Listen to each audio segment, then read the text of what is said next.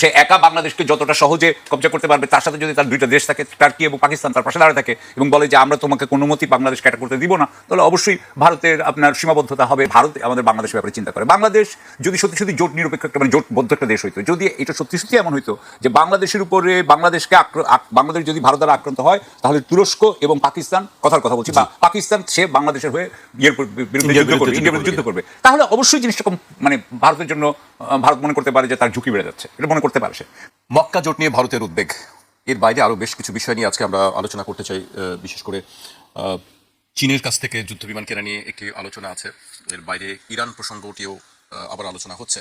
মক্কা জোট নিয়ে ভারতের উদ্বেগ, এই বিষয়ে আলোচনায় যাবার আগে আমি ভারতের কয়েকটি গণমাধ্যম এবং ভারত সরকারের যে বক্তব্য সেটি আমি উল্লেখ করতে চাই। আমরা বেশ কয়েকদিন ধরেই দেখছি, বিশেষ করে চলতি মাসে এই বিষয়টি আলোচনায় এসেছে যে মক্কা জোটে বাংলাদেশ যোগ দিবে কি দিবে না, এই বিষয়ে ভারতের সংবাদ মাধ্যমগুলো একের পর এক প্রতিবেদন করছে। আমি নিজেও সেই প্রতিবেদনগুলো দেখেছি। ভারত সরকারের বক্তব্য আমি উল্লেখ করতে চাই। ভারতের পররাষ্ট্র মন্ত্রণালয়ের মুখপাত্র রণধীর জয়সওয়াল জানিয়েছেন, নতুন দিল্লি এই পরিস্থিতি ও পুরো অঞ্চলের ঘটনা প্রবাহ অত্যন্ত নিবিড়ভাবে পর্যবেক্ষণ করছে। চুক্তিটি ভারতের জাতীয় নিরাপত্তা এবং আঞ্চলিক শান্তি ও স্থিতিশীলতার উপর কী ধরনের প্রভাব ফেলতে পারে তা খতিয়ে দেখা হচ্ছে এবং ভারত তার জাতীয় স্বার্থ সুরক্ষায় প্রয়োজনীয় পদক্ষেপ নেবে। ইন্ডিয়া টুডে তারা একটি বিশ্লেষণ করেছে, সেই প্রতিবেদনে কিছু অংশ আমি উল্লেখ করছি। বাংলাদেশ যদি কোনো বহুপাক্ষিক সামরিক বা প্রতিরক্ষা জোটে যুক্ত হয়, যেখানে পাকিস্তান অন্যতম প্রতিষ্ঠাতা সদস্য, তবে ভারতের পূর্ব সীমান্তে এক নতুন কৌশলগত ঝুঁকি তৈরি হবে। আরও অনেক খবর তাদের সংবাদ মাধ্যমগুলো দিচ্ছে। আমি সাকিব ভাইয়ের কাছে আসতে চাই, আপনি আসলে বিষয়টিকে কীভাবে দেখছেন? প্রথম কথা হচ্ছে যে এটা অত্যন্ত গুরুত্বপূর্ণ একটি বিষয়, কারণ দক্ষিণ এশিয়ায় ভারতের সাথে আমাদের যেহেতু বিরোধিতা আছে এবং বাংলাদেশ কোনো একটা বহুপাক্ষিক প্রতিরক্ষা জোটে কখনো মেম্বার হয় নাই, এই প্রথমবারের মতো যদি সে কোনো একটা সদস্য হয়, সেখানে বাংলাদেশের অনেক দায়বদ্ধতা বেড়ে যাবে এবং এটা বাংলাদেশের জন্য সুযোগ সৃষ্টি করবে না হুমকি সৃষ্টি করবে না ঝুঁকির সৃষ্টি করবে, সেটা আমাদের ভেবে দেখার বিষয় আছে। সুতরাং আমি মনে করি এটা অত্যন্ত গুরুত্বপূর্ণ বিষয়। প্রথম কথা হচ্ছে যে আমাদেরকে এই প্রেক্ষাপটটা আগে বুঝতে হবে যে এটার আগে একবার সৌদি আরবের সাথে একবার বাংলাদেশ শেখ হাসিনার সময় একটা অ্যান্টি হুথি আপনার কোয়ালিশনের মেম্বার ছিল, কিন্তু সেই সময় বাংলাদেশের সেনাবাহিনীকে খুব একটা কোনো কাজ করতে হয় নাই বা যুদ্ধ করতে হয় নাই হুথিদের বিরুদ্ধে। সেখানে পাকিস্তানও ছিল, সৌদি আরবের সাথে অন্যান্য দেশ ছিল, ইজিপ্ট সবাই ছিল, অনেকে ছিল। এরপরে এবার যেটা হলো যে ইরানের সাথে যখন যুক্তরাষ্ট্রের যুদ্ধ হইল, তখন ইরান যুক্তরাষ্ট্রের, আচ্ছা এখানে একটু একটু বলা দরকার, একটু লেট মি গো ব্যাক। সেটা হচ্ছে যে সৌদি যে রাজ পরিবার, তারা কিন্তু তাদের নিজস্ব নিরাপত্তার জন্য অত্যন্ত আপনার এটার ব্যাপারে সাবধানী। সেই জন্য তাদের সাথে পাকিস্তানি সেনাবাহিনীরও কিন্তু আছে, আপনার চুক্তি আছে, যেখানে পাকিস্তানি সেনাবাহিনী বোধ হয় 8,000, এখন আমি যতদূর মনে পড়ে 8,000 বা 10,000, তারা already station in Saudi Arabia. এবং সাথে সাথে মার্কিন বাহিনীর সাথেও কিন্তু সৌদিদের এই ধরনের একটা চুক্তি ছিল, যেখানে সৌদ পরিবারকে তারা নিরাপত্তা দিবে বলে বলা হইতো। এবং এর পরিবর্তে আপনার সৌদি আরবিয়া আপনার যুক্তরাষ্ট্রের সাথে একটা আর্থিক সম্পর্ক করেছে এবং পাকিস্তানের সাথে আর্থিক সম্পর্ক করেছে। এখন আমি আসি যে এরপরে কিন্তু আপনি জানেন যে ইরানের সাথে সৌদি আরবের কিন্তু বিরাট আপনার বিরোধপূর্ণ সম্পর্ক ছিল, যেটা কয়েক বছর আগে চীনের মধ্যস্থতায় এটাকে করা হয়, একটা নিষ্পত্তি আনা হয়। কিন্তু তারপরেও তাদেরকে বন্ধু ভাবাপন্ন এটা কিন্তু ধরা যাবে না, তাদের মধ্যে এক ধরনের শীতল আপনার কোএক্সিস্টেন্স, শীতল সহাবস্থান বলতে পারি। এরপরে যেটা হলো, যখন ইরান যুদ্ধ শুরু হলো, তখন যুক্তরাষ্ট্র যেই ঘাঁটিগুলো করেছিল, যে ঘাঁটিগুলোর রেখে যুক্তরাষ্ট্র এই গালফ কান্ট্রিজকে, সৌদি আরবিয়া এবং আর অন্যান্য যে 5টা দেশ, সেই 5টা দেশকে সে বলছিল যে আমরাই তোমাদেরকে প্রতিরক্ষা দিব, আমরাই তোমাদেরকে নিরাপদ রাখবো, ইরান তোমাদেরকে কিছু করতে পারবে না। সেই যে চুক্তিটা ছিল, সেই যে সমঝোতাটা ছিল, এইটা কিন্তু এখন ভেঙে পড়েছে। কারণটা কি? কারণ হচ্ছে ইরান যেহেতু তার ঘাঁটিগুলোকে ধ্বংস করে দিয়েছে, মার্কিন যুক্তরাষ্ট্রের বাহিনী এখন আর মধ্যপ্রাচ্যে অন্তত ওই দেশগুলোতে থাকা সম্ভব না। বলা হচ্ছে তারা নাকি ইসরায়েলে নিয়ে যাবে তাদের ঘাঁটি। এখন এই অবস্থায় তাহলে যদি এই ঘাঁটিগুলো না থাকে যুক্তরাষ্ট্রে, তাহলে সৌদি আরবকে, যদি সৌদি আরবকে কেউ আক্রমণ করে, তাহলে সৌদি আরবকে রক্ষা করবে কে? সেই প্রতিরক্ষার জন্য সে 2টা দেশকে বেছে নিয়েছে, পাকিস্তান এবং টার্কি। অর্থাৎ সৌদি আরবকে যদি কেউ আক্রমণ করে, তাহলে পাকিস্তান এবং টার্কি তার আপনার প্রতিরক্ষায় আসবে বলে আমরা এটা ধরে নিতে পারি, কারণ এটাই সে করে থাকে। কারণ এর পরিবর্তে সৌদি আরব কি করবে? সৌদি আরব তাদেরকে টাকা পয়সা দিবে বলে আমরা মনে করি। এখন আমরা কিন্তু এই ড্রাফটটা দেখি নাই, তার মানে ড্রাফটটাতে আমি যদি না দেখি, এটা যে মিউচুয়াল পারস্পরিক, এটা আমার মনে হয় না। কথার কথা বলি যে যদি পাকিস্তান আর ইন্ডিয়ার মধ্যে যদি যুদ্ধ হয়, তাহলে কি আপনার সৌদি আরব এসে আপনার পাকিস্তানের পক্ষে যুদ্ধ করবে ইন্ডিয়ার এগেইনস্টে? আমি জানি না। টার্কি এসে কি, তুরস্ক এসে কি তখন পাকিস্তানের পক্ষে? আপনি যেটি বলছেন যে ড্রাফট আমরা দেখিনি, কিন্তু এরই মধ্যে আন্তর্জাতিক গণমাধ্যমগুলো বলছে যে চুক্তির মধ্যে আছে যে একটি দেশ আক্রান্ত হলে বাকিরা সেই, আমার কাছে এটা ফিজিবল মনে হয় না।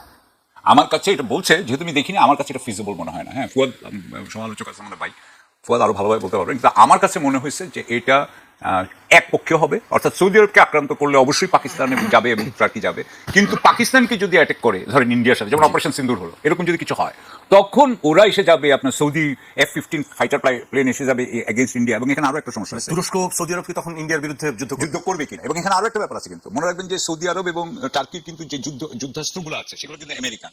ওই যুদ্ধাস্ত্রগুলো কিন্তু আমেরিকার শত্রু দেশ না হলে কিন্তু আপনি ব্যবহার করতে পারবেন না। মোস্ট প্রবাবলি ইন্ডিয়ার বিরুদ্ধে ব্যবহার করতে ওরা পারমিশন দিবে কিনা সেটা নিয়েও কথা আছে। সো আমি সেই জন্য বলছি যে আপনি যেটা দিয়ে শুরু হয়েছিল যে ভারত আমাদের বাংলাদেশের ব্যাপারে চিন্তা করে, বাংলাদেশ যদি সত্যি সত্যি জোট নিরপেক্ষ একটা মানে জোটবদ্ধ একটা দেশ হইতো, যদি এটা সত্যি সত্যি এমন হইতো যে বাংলাদেশের উপরে বাংলাদেশ যদি ভারত দ্বারা আক্রান্ত হয়, তাহলে তুরস্ক এবং পাকিস্তান, কথার কথা বলছি, বা পাকিস্তান সে বাংলাদেশের হয়ে বিরুদ্ধে যুদ্ধ করবে, ইন্ডিয়ার বিরুদ্ধে যুদ্ধ করবে, তাহলে অবশ্যই জিনিসটা মানে ভারতের জন্য ভারত মনে করতে পারে যে তার ঝুঁকি বেড়ে যাচ্ছে। এটা মনে করতে পারে সে, কারণ সে একা বাংলাদেশকে যতটা সহজে কবজা করতে পারবে, তার সাথে যদি তার দুইটা দেশ থাকে, টার্কি এবং পাকিস্তান, তার পাশে দাঁড়ায় থাকে এবং বলে যে আমরা তোমাকে কোনো মতেই বাংলাদেশকে অ্যাটাক করতে দিব না, তাহলে অবশ্যই ভারতের আপনার সীমাবদ্ধতা হবে এবং তার ফলে উত্তর পূর্ব ভারতে কি হইতে পারে, বিচ্ছিন্নতাবাদীদেরকে কোনো মানে উৎসাহ দেওয়া হবে কিনা, এগুলো তারা ভাবতে পারে। জি, আমি আপনার কাছে আবার আসবো। আমি এই পর্যায়ে ব্যারিস্টার আসাদুজ্জামান ফদের কাছে আসতে চাই, কিন্তু তার আগে আমি রয়টার্সের একটি প্রতিবেদন উল্লেখ করতে চাই, কিছু অংশ। রয়টার্স তারা হেডলাইন করেছে, মক্কা চুক্তিতে যোগ দিলে ভারতের সঙ্গে সম্পর্ক আরও জটিল হতে পারে। সৌদি আরব, তুরস্ক ও পাকিস্তানের মধ্যে সম্প্রতি স্বাক্ষরিত পারস্পরিক প্রতিরক্ষা চুক্তি বা মক্কা চুক্তিতে যোগ দেওয়ার বিষয়টি বিবেচনা করছে বাংলাদেশ। পররাষ্ট্র প্রতিমন্ত্রী হুমায়ুন কবিরের বরাতে তথ্য জানিয়েছে বার্তা সংস্থা রয়টার্স। বিশ্লেষকদের বরাতে রয়টার্স দাবি করেছে, এই জোটে যোগ দিলে দেশের ভারসাম্যপূর্ণ পররাষ্ট্রনীতি, বিশেষ করে প্রতিবেশী ভারতের সঙ্গে বাংলাদেশের বৈদেশিক সম্পর্ক আরও জটিল হতে পারে। বাংলাদেশের পররাষ্ট্র মন্ত্রণালয়ের একটি সূত্র রয়টার্সকে জানিয়েছে, সৌদি আরব ঢাকাকে এই চুক্তিতে যোগ দেওয়ার আমন্ত্রণ জানিয়েছে, তবে কখন এই আমন্ত্রণ জানানো হয়েছে তা তিনি উল্লেখ করেননি। চলতি মাসে সৌদি আরবের পবিত্র শহর মক্কায় নেটোর যৌথ প্রতিরক্ষা নীতির আদলে এই চুক্তিটি স্বাক্ষর করে। মধ্যপ্রাচ্য জুড়ে ইরানের ক্ষেপণাস্ত্র হামলার ফলে আঞ্চলিক সংঘাতে উত্তেজনার পারদ বৃদ্ধির মধ্যেই চুক্তির প্রতিশ্রুতি অনুযায়ী কোনো এক সদস্যের উপর সশস্ত্র হামলাকে সবার উপর হামলা হিসেবে গণ্য করা হবে। আপনি আসলে এই বিষয়টি কি বলছেন? আরেকটা বিষয় হচ্ছে যে ইসরায়েল আমেরিকা যখন ইরানে অ্যাটাক করছে, তখন কিন্তু ইসরায়েলি কমেন্টেটররা একটা আলোচনা করতেছে হু নেক্সট, তখন কিন্তু টার্কির আলোচনাটা এসছে। এবং ইসরায়েলি গণমাধ্যমে আমরা পড়তেছিলাম যে আপনার তারা তুরস্কের কোথায় কোথায় পারমাণবিক স্থাপনা আছে, কোথায় কোথায় বেজ আছে, এগুলো কোথায় কোথায় অ্যাটাক করতে হবে, বসফরাসের পারে অথবা আপনার এজেন্সি, মারমারাসি, এইসব জায়গাগুলোতে কোথায় কি আছে না আছে স্থাপনাগুলো নিয়ে তারা আলোচনা করছে এবং তারা ম্যাপিং করতেছে এই জায়গাগুলো ফার্স্ট প্রায়োরিটি হতে হবে এগুলো। এখন প্রশ্ন হচ্ছে যে আপনার এখানে টার্কি কিন্তু আবার NATO member, recent NATO conference কিন্তু আপনার টার্কিতে হয়েছে। তো সেই জায়গাতে মাথায় রাখতে হবে যে মানে ইরানে অ্যাটাক করা, ইরাকে, সিরিয়াতে, লিবিয়াতে, সুদানে, আর তুরস্ক কিন্তু এক জিনিস না। শুধু আপনার নেটোতে আমেরিকার পরে এখন সে second most powerful arm forces. তার রিজার্ভ বলেন, তার মিলিটারি ইন্ডাস্ট্রিয়াল কমপ্লেক্স বলেন, তার সোলজারি সায়েন্স বলেন, ইনোভেশন বলেন, ডিফেন্স টেকনোলজি বলেন, সব জায়গাতে হিউজ পাওয়ার আর কি। ইউরোপের যে কোনো দেশের সাথে সে যুদ্ধ করার জন্য কেপেবল আর কি, তার সেই ফোর্স আছে। সো এবং তুরস্ক বলেও দিয়েছে আর কি যে মানে ইসরায়েল আগে যেসব দেশের ক্ষেত্রে যেটা ভেবেছে সেটা তুরস্কের সাথে ভাবলে সে ভুল করবে, এটা সে বলে দিয়েছে। এবং ইসরায়েলকে টার্কিশ কমেন্টেটররা বলছে যে ইসরায়েলকে আমরা সত্যি সত্যি মাটির সাথে ঘুরায় দিব, এটা ইরান না যারা শুধু মুখে বলছে যে ওয়াইপ অফ করে দেবে। অতএব সেই জায়গাতে একটা প্রিএমটিভ ডিটারেন্স বলে মিলিটারিতে একটা কথা আছে আর্ম ফোর্সেসের লেক্সিকানে, যে আপনি যুদ্ধ করবার আগেই এমন কিছু করবেন যেন যুদ্ধটা করতে না হয় আসলে। তো এই জন্য যেটা করছে যে ওইটার সাথে এমন একটা জোটে চলে যাওয়া, তৈরি করতে পারা যেটা আমেরিকান বলয়কে একটা রিজার্ভেশনের মধ্যে ফেলে দেবে। দেখেন পুরো নেগোসিয়েশনটা আমেরিকা অন্য যে কোনো দেশকে বাইপাস করে এবার পাকিস্তানের উপর দিয়ে করেছে। এই নেগোসিয়েশনে পাকিস্তানের সাথে তো ইরানের সম্পর্ক আগে থেকে খারাপ না, ভালো তো আগে থেকে আছে। সৌদি আরবের সাথে সম্পর্ক তো খুবই ভালো, আমেরিকার অর্থনীতির হার্ট, পেট্রো-ডলার এগ্রিমেন্ট তো সৌদি আরবের সাথে। তার ডলার ক্র্যাশ করবে যদি এই চুক্তি সৌদি আরব বাতিল করে দেয়, এটা কাগজ, ফ্রডুলেন্ট ডকুমেন্ট আর কি, মানে ফিয়াট কারেন্সি যেটা আছে আর কি। তো সেরকম একটা জায়গায় আপনি চিন্তা করে দেখেন, তিনটা দেশের সাথেই কিন্তু পশ্চিমের সম্পর্ক ভিন্ন ভিন্ন কারণে ভালো। তুরস্ক হচ্ছে নেটো মেম্বার, পাকিস্তান এই ইরান যুদ্ধে সিরিয়াসলি নেগোশিয়েট করেছে দুই পক্ষকে, এবং থার্ড হচ্ছে সৌদি আরব হচ্ছে পশ্চিমের তেলের যোগানদাতা এবং তাদের যে পেট্রো-ডলার এগ্রিমেন্টের সোর্স। এখন এরকম একটা চুক্তি হওয়া মানে কি আসলে ইসরায়েলের বিপক্ষে কেউ যুদ্ধে নেমে যাবে? তাও তবে আমেরিকার প্রোটেকশনে আছে। তো এই জন্য এখানে হচ্ছে অনেক মাল্টি ডাইমেনশনাল অনুষঙ্গ আছে, যেটাকে আপনি একটা জিনিস দিয়ে করতে পারবেন না। আবার সাকিব ভাই বলেছেন পাকিস্তানের সাথে তো রয়্যাল ফ্যামিলির সৌদির আগে থেকেই এই চুক্তি আছে, তারা তাদের রয়্যাল ফ্যামিলির প্রোটেকশনের দায়িত্ব নিয়েছে। দেশের প্রোটেকশনের দায়িত্ব তারা হচ্ছে আপনার আমেরিকাকে দিয়েছে। মানে ইসরায়েল এবং ইরান থেকে বাঁচার জন্য তাদের দায়িত্ব হচ্ছে নিয়ে তাদের আমেরিকার ফোর্সকে দিয়েছে, আর রয়্যাল ফ্যামিলিকে বাঁচানোর দায়িত্ব দিয়েছে পাকিস্তানকে, তাদেরকে আবার বিশ্বাস করতে পারছে না। তো সেই জায়গাতে আমার মনে হয় যেখানে অনেকগুলো অনুষঙ্গ একসাথে কাজ করছে, যে এইটা মুসলিম নেইটো কিনা, মানে এটাতে ধরেন পাকিস্তানে অ্যাটাক করলো ইন্ডিয়া অপারেশন সিঁদুরের মতো, সৌদি আরব কীভাবে সাহায্য করবে? যে তার রয়্যাল ফ্যামিলির প্রোটেকশন দিতে পারে না, তার নিজের কিছু নাই, সে কীভাবে যুদ্ধ করবে? তার যে স্থাপনা আছে সেই স্থাপনাগুলো তো চুক্তির অধীনে আছে, সেসব অস্ত্র ব্যবহার করতে হলেও তো আপনার বিক্রেতা যার কাছ থেকে আসছে তার অনুমতি লাগবে। ওটা হয়তো ইউজ করতে পারবে পাকিস্তান এবং টার্কিশরা, কিন্তু সেটা অনুমতি আছে কিনা, অনুমোদন আছে কিনা ভারতের বিরুদ্ধে যুদ্ধ করতে পারবে? অতএব সেই জায়গাতে টেকনিক্যালি আমার কাছে মনে হয়েছে যে মুসলিম নেইটো, যে মানে আর্টিকেল 5 রেফার করা হচ্ছে বারবার, যে একজন দেশ আহত হলে আরেকজন আগায় আসবে, যুদ্ধ করা হবে, এই জায়গাটা মনে হয় না ঠিক এক্স্যাক্টলি ওরকম। কিন্তু এর বাইরে কি আসলে সুবিধা হতে পারে? এখন প্রশ্ন হচ্ছে একই সময় দেখবেন যুদ্ধের বাইরে মিশরকে কিন্তু তারা invite মিলিটারি করেছে। অ্যালায়েন্স বলা হচ্ছে। হ্যাঁ, অ্যালায়েন্স এই কারণে একটা বড় বিষয় তো ঘটে গেছে যে গালফ কান্ট্রিগুলোর হিস্টোরিক্যাল প্রোটেকশনের চুক্তি যেটা আমেরিকার উপরে ছিল, পশ্চিমাদের উপরে ছিল, সেটা ইরান নাস্তানাবুদ করে দিয়েছে। সিম্পলি এই দেশগুলোকে প্রোটেকশন দেওয়ার সক্ষমতা আমেরিকার অথবা পশ্চিমের কারো নাই, এটা প্রমাণ হয়ে গেছে। তাহলে এখন প্রশ্ন হচ্ছে গালফ কান্ট্রিগুলোর দুইটা ঝুঁকি আছে, তিনটা ঝুঁকি ইনফ্যাক্ট টেকনিক্যালি। একটা ঝুঁকি হচ্ছে শিয়া ইরানের পক্ষ থেকে একটা ঝুঁকি আছে, ইসরায়েলের এক্সপানশনিস্ট পলিসির জায়গা থেকে তার একটা ঝুঁকি আছে। থার্ড হচ্ছে গালফের ভিতরে ইন্টারনাল একটা পলিটিক্স আছে।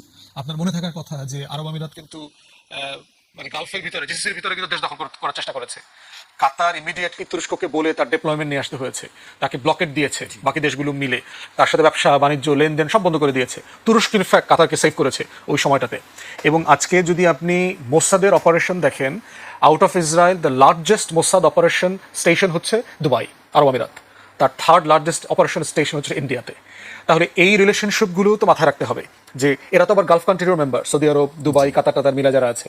তাহলে আপনি জিসির তো নিজস্ব প্রোটেকশনের প্রোটোকল আছে, যে আপনি এখানে আঘাত করতে পারবেন কি পারবেন না। তো এই জন্য আমার কাছে মনে হচ্ছে যেভাবে মুসলিম নেইটো এটা সেটা বলা হচ্ছে, ব্যাপারটা এরকম না। বাট ইন্ডিয়ার তো জেনুইন ভয়ের কারণ আছে। কারণ হচ্ছে যে আপনি এমন কিছু দেশ একত্রিত হয়েছে যার তিনটা দেশের কম্বিনেশন একটা হিউজ পাওয়ারফুল শক্তি বলয় তৈরি করে ফেলেছে। পাকিস্তানের কাছে পারমাণবিক বোমা আছে, তুরস্ক এখন আমেরিকার পরে সবচেয়ে বড় মিলিটারি ইন্ডাস্ট্রিয়াল কমপ্লেক্সের মালিক, আর হচ্ছে সৌদি আরবের কাছে হচ্ছে টাকা, অফুরন্ত টাকা আছে। এই সব কিছু যদি যোগ করেন, এটা নিঃসন্দেহে যে কোনো দেশের জন্য একটা গুরুত্বপূর্ণ হুমকির জায়গা বেশ করে। আমার কাছে মনে হচ্ছে ইন্ডিয়ার ভীতিটা জোটের বিষয়ে না, বিষয়টা হচ্ছে বিভিন্ন কারণে গত 2 বছর থেকে বাংলাদেশ কিন্তু তুরস্ক, চায়না এবং পাকিস্তানের সাথে তার সম্পর্ক, প্রতিরক্ষা সম্পর্ক প্যারালালি বৃদ্ধি করছে।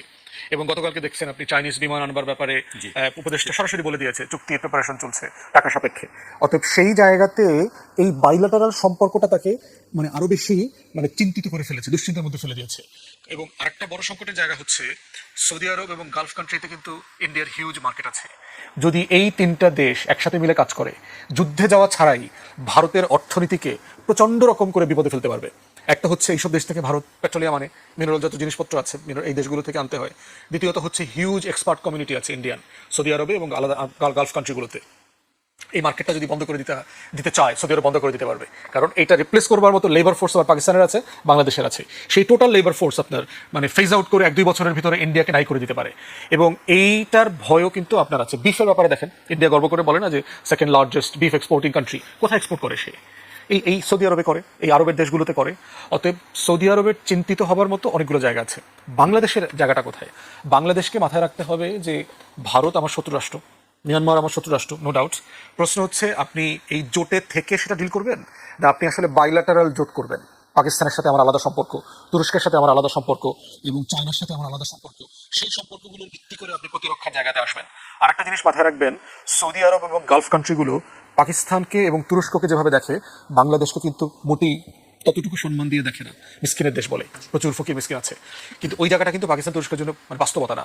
অতএব সেরকম একটা রিয়েলিটিতে আপনি এখানে ঢুকলে সম্মানজনক সদস্য পদ আপনি পাবেন কিনা, এটাও কিন্তু মাথায় রাখতে হবে। জি, আপনার কাছে আমি আসবো, আমি সাকিবের কাছে আসতে চাই। আপনার কাছে কি মনে হয় বাংলাদেশের কি আসলে এই জোটে যোগ দেওয়া উচিত কি উচিত না, বা আমাদের জন্য আসলে লাভ ক্ষতির কি বিষয় আছে? প্রথম কথা, এর মধ্যে আর কয়েকটা কথা যেটা ডিসকাস হয় নাই, আমি সেই কয়েকটা কথা বলি। দুইটার দিক আনি। পর তো অনেক কিছু বললেন। সেটা হচ্ছে দুটো দিক আছে। একটা হচ্ছে যে নেটো বলেন বা যে কোনো জোটবদ্ধ ইয়ের মধ্যে ইন্টার অপারেবিলিটি বলে একটা কথা আছে, অর্থাৎ একজনের অস্ত্র যাতে বা সরঞ্জাম যাতে আরেকজন ব্যবহার করতে পারে।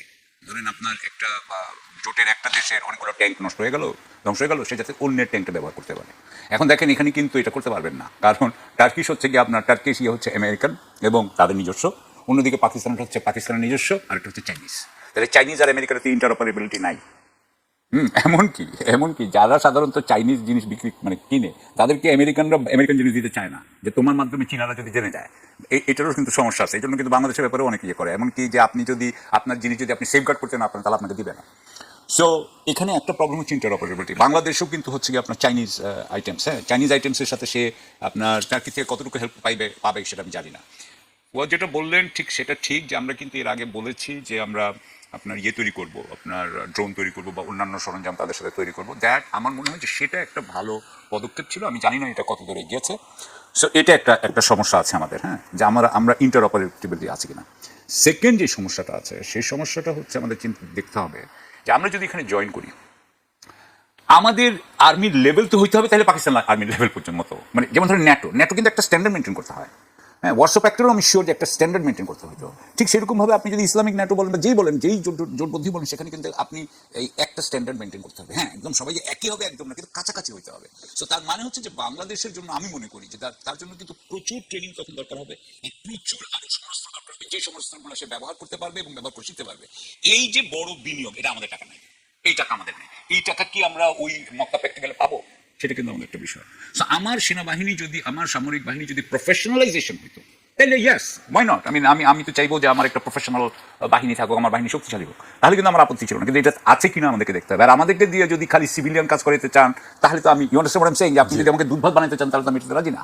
আমার প্রফেশনাল ইয়ে হতে হবে। এক, দ্বিতীয় কথা, আরেকটা জিনিস আমাদের মনে রাখতে হবে, এটা আমি শিওর এভরিবডি, যে ইন্ডিয়া ইসরায়েল সম্পর্কটা কিন্তু এখানে ইম্পর্টেন্ট।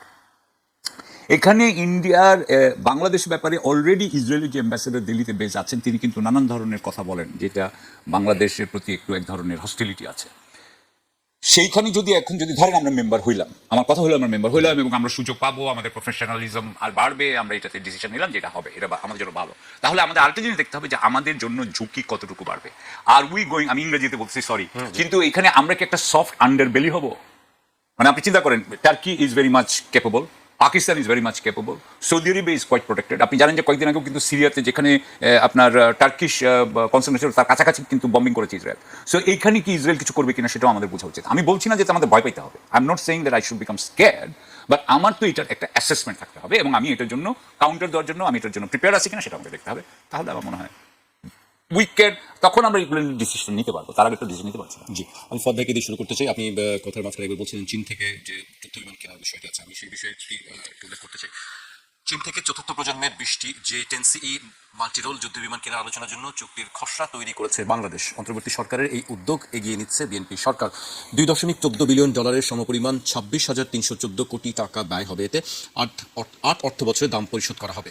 10টি বিমান ঘাটতি পূরণে কেনা হবে, বাকি 10টি বিমান কেনা হবে বিমান বাহিনীর নতুন স্কোয়াড্রন গঠনে। মঙ্গলবার প্রধানমন্ত্রী উপদেষ্টা ডক্টর জাহিদুর রহমান সচিবালয়ের সংবাদ সম্মেলনে জানান, চীন থেকে J-10 যুদ্ধ বিমান কেনার প্রক্রিয়া এগিয়ে নিচ্ছে সরকার। এটি নিয়েও আলোচনা হচ্ছে, আসলে এটি আমাদের কতটুকু লাভজনক হবে। একটা বিষয় দেখেন যে আগের আলোচনার এক্সটেনশনে, জি, সেটা হচ্ছে যে ইরানকে এবং মিশরকে এই জোটে জয়েন করবার জন্য বলা হয়েছে। এখন এই মিশর এখন পর্যন্ত কোনো কথা দেয় নেই, ইরানও বলছে আমি অবজার্ভ করছি, দেখতে পাচ্ছি আর কি দেখছি। দিন শেষে যেহেতু তিনটা দেশের সাথেই পশ্চিমের সম্পর্ক ভালো, এই জোটটা কি শিয়া সুন্নি বিরোধে জড়ায় যাবে কিনা, এটা কিন্তু একটা হিউজ ঝুঁকির জায়গা আছে। কারণ পশ্চিমারা শিয়া সুন্নি ডিভাইডটাকে যখন প্রেজেন্ট করে তখন দেখবেন সৌদিকে বলা হচ্ছে leader of the Sunni world, Saudi রাজ পরিবার, তাদের যেহেতু মক্কা মদিনার নিয়ন্ত্রণ তাদের হাতে আছে। আর দ্বিতীয়ত হচ্ছে ইরানকে বলা হচ্ছে leader of the Shia world, Shia কমিউনিটির। এখন এই কমিউনিটির মাঝখানের বিরোধের জায়গাটা আমরা দেখেছি গত 40 বছর ধরে আমেরিকা কীভাবে লালন পালন করেছে। এই যে ফিয়ার ফ্যাক্টরকে কাজ করে, ফিয়ার পুশ করে ব্যবসা করা, যেটা দেখবেন আমি ট্রাম্পের এগেনস্টে দেখলাম যে একজন ডেমোক্র্যাট সেনেটর ভ্যান্স হোলেন তিনি অভিযোগ করেছেন যে এই অর্থ বছরে নাকি এই যুদ্ধকে কেন্দ্র করে ট্রাম্পের কোম্পানি নাকি $15 মিলিয়ন উপরে প্রফিট করেছে। আর ক্ষমতায় আসার পর থেকে এই টার্মে সে $1 বিলিয়ন উপরে সে প্রফিট করেছে যুদ্ধ, ক্ষমতা এগুলোকে অপব্যবহার করে। তাহলে এখন প্রশ্ন হচ্ছে যে আমেরিকার এস্টাবলিশমেন্টের জায়গাটা কিন্তু খুব পরিষ্কারভাবে আমাদেরকে দেখতে হবে, বোঝার বিষয় আছে যে আমরা অন্য কোনো ভ্রাতৃঘাতী যুদ্ধে জড়ায় পড়ছি কিনা। দেখবেন যে হুতির এগেনস্টে যখন হুতি কোয়ালিশন করা হচ্ছিল তখন কিন্তু মুসলিম ওয়ার্ল্ডে একই কনসার্ন আসছে। আবার আমাদের তো ওয়াইসি আছে। প্রশ্ন হচ্ছে যদি আপনি মুসলিম কান্ট্রিগুলোর মধ্যে এই কোঅপারেশনটা করতে চান, আপনি ওয়াইসির নেতৃত্বে করছেন না কেন? তাহলে এটা তো সারা দুনিয়ার মুসলমানদেরকে একটা সেফগার্ড করবার জন্য ওয়াইসি কোথায় আসলে ওয়াইসি কোনো কার্যক্রম আছে কি দেখি ওয়াইসির একটা অফিস টফিস তো আছে, ওয়াইসিতে আমরা সদস্য আছি। বিবৃতি তো শুনি দেখি। বিবৃতি দেয় ওনারা, আপনারা তো ছাপা টাপার না আর কি, সব তো খবরে আসে না আর কি, আপনারা খোঁজ খবর রাখেন না আর কি। এই জন্য রাখি, কিন্তু আমি এই যে সম্প্রতি আপনি বলি যে ইরান যুদ্ধ নিয়েও তো খুব একটা আমি তাদের অ্যাক্টিভিটিস মানে কোন পক্ষে দেবে, কারণ সমস্যা হচ্ছে ইরানও তার সদস্য, আবার সৌদি আরব, গালফ কান্ট্রিগুলো তার সদস্য, আবার আমেরিকা আছে ওই পারে। তারা নিজেরাই আসলে ডিভাইডেড হয়ে আছে। হ্যাঁ, নিঃসন্দেহে এটা মানে এটা ডিসফাংশনাল অর্গানাইজেশন। এখন সেই জায়গাতে আপনার এই ডিফেন্স এক্সটেনশনটা কিন্তু খুব জটিল আকার ধারণ করবে, এবং এটাকে একটা অ্যাবিউসিভ ইনস্ট্রুমেন্ট আকারে ব্যবহার করবার চেষ্টা পশ্চিমারা কোনো ফর্মে করে কিনা সেটা কিন্তু আমাদেরকে আবার মাথায় রাখতে হবে। তো সেই জায়গাতে যে ধরেন, যেহেতু এই তিনটা দেশের সাথেই আমেরিকার সম্পর্ক অত্যন্ত ভালো, এন্টি ইরান পজিশনটাকে স্ট্রেনদেন করবার জন্য এটাকে কাজে লাগানো হবে কিনা, এবং অন্যান্য দেশ গালফ কান্ট্রিগুলো জিসিসি, ইতিমধ্যে দেখছেন ওপেক থেকে কিন্তু আরব আমিরাত বের হয়ে গেছে, জিসিসি অলরেডি নিষ্ক্রিয় হয়ে গেছে বিভিন্ন কারণে, সৌদি আরবের সাথে দূরত্ব বেড়ে গেছে। তো এই বাস্তবতাগুলো আমাদের সবাইকে মাথায় রাখতে হবে, কারণ আমার শ্রমিক সৌদি আরবেও যাচ্ছে, আরব আমিরাতেও যাবে, সে সব জায়গাতেই কাজ করছে, আবার আমার ডিফেন্সও দরকার। তো এই জন্য আমরা বোধ করছি যে আমাদের আলোচনাটা করা দরকার। আমার মনে হয় যে তুরস্ক, ইয়ানি সাফাক থেকে শুরু করে বিভিন্ন জায়গাতে তুরস্কের লিডারশিপের পক্ষ থেকে একটা আগ্রহ আসছে, তারা চায় বাংলাদেশ এই জোটে আসুক, আলোচনা চলুক, সৌদি আরবে যাওয়ার ব্যাপারে প্রাইম মিনিস্টারকে দাওয়াত দেওয়া হয়েছে, পিএম যাক, সেখানে বিষয়গুলো নিয়ে খোলামেলা কথা হোক, এবং আমরা কিভাবে এখানে অংশগ্রহণ করতে পারি, কোন শর্তে। এবং আমাদের একটা জিনিস মাথায় রাখতে হবে, ইসরায়েল সাপেক্ষে মধ্যপ্রাচ্যের যে রাজনীতি, তুরস্কের যে রাজনীতি, নেটোর সাথে যে রাজনীতি, ভারত পাকিস্তান এবং দক্ষিণ এশিয়ার রাজনীতি কিন্তু একই ম্যাপে চলবে না, এটা নিজস্ব গ্রামার আছে। অতএব সেটাকে মাথায় রেখে আমার স্বার্থ বিবেচনা করাটা হচ্ছে সবচেয়ে গুরুত্বপূর্ণ, এবং সেক্ষেত্রে আমরা বোধ করছি যে আপনি সর্বোচ্চ বেনিফিট কোথায় পাবেন, বাইল্যাটারাল সম্পর্কে গেলে পাবেন না মাল্টিল্যাটারাল প্যাক্টে গেলে পাবেন। জয়েন করে ফেললে কিন্তু আপনার অব্লিগেশনও তৈরি হবে, সেটা আপনি আসলে ডিসপেন্স করতে পারবেন কিনা। এখন প্রশ্ন হচ্ছে যুদ্ধ বিমান কেনার ব্যাপারে। দেখেন, আওয়ামী লীগ হিস্টোরিক্যালি, আওয়ামী লীগ এবং বাংলাদেশের বামরা দেখবেন হিস্টোরিক্যালি হচ্ছে অ্যান্টি মিলিটারি একটা পজিশন নাই। কি দরকার সেনাবাহিনীর, ভারত আমাদের বন্ধু রাষ্ট্র। আমাদের দেখবেন ফরেন পলিসির আপনার মানে বেস লাইন হচ্ছে দুইটা জিনিসে, একটা হচ্ছে আমার প্রতিবেশী হচ্ছে আমার বন্ধু রাষ্ট্র, আর দ্বিতীয়ত হচ্ছে আমার সংবিধানে একটা জিনিস বলে দেওয়া আছে, সবার সাথে বন্ধুত্ব, কারোর সাথে শত্রুতা না। এই দুইটা হচ্ছে আমার বেস লাইন আমার ফরেন পলিসির। প্রবলেম হচ্ছে যে এই দুইটা ভুয়া জিনিস। প্রতিবেশী রাষ্ট্র বাই ডিফল্ট আপনার শত্রু রাষ্ট্র হতে পারে, বন্ধু রাষ্ট্র বলে কোনো জিনিস পলিটিক্যাল লেক্সিকানে নাই, এই রাষ্ট্রবিজ্ঞানের ভাষাতে এটা নাই। দ্বিতীয়ত হচ্ছে পৃথিবীর ইতিহাসে দেখা গেছে সভরেন্টির অ্যাটাক সবসময় প্রতিবেশী রাষ্ট্র, রাজ্য, সাম্রাজ্য তাদের মাধ্যমেই হয়ে থাকে, এবং আমাদের গত 55 বছরে দেখেন আমার সভরেন্টি কে কে ব্রিচ করেছে। ভারত করেছে, বার্মা করেছে, পাকিস্তান করেছে। 71-এর পরে গত 55 বছরে পাকিস্তানকে একবারও আমার আকাশ সীমা লঙ্ঘন করা, নৌসীমা লঙ্ঘন করা করেছে। ইউরোপ করেছে, ব্রিটেন 190 বছর এদের শাসন করেছে, ব্রিটেন আসছে দেশ দখল করবার জন্য চেষ্টা করেছে, আমেরিকা করেছে, কেউ করে নাই, প্রতিবেশীরা করেছে। অতএব সেই জায়গায় আমার পলিটিক্যাল লেক্সিকন মাথায় রাখতে হবে যে এই জায়গাতে আমার ডিফেন্সের জন্য সম্পর্কর ধারণাটা কিভাবে হতে হবে। এরপরে আপনি চিন্তা করবেন যে এটা আসলে কে ডেলিভার করতে পারবে।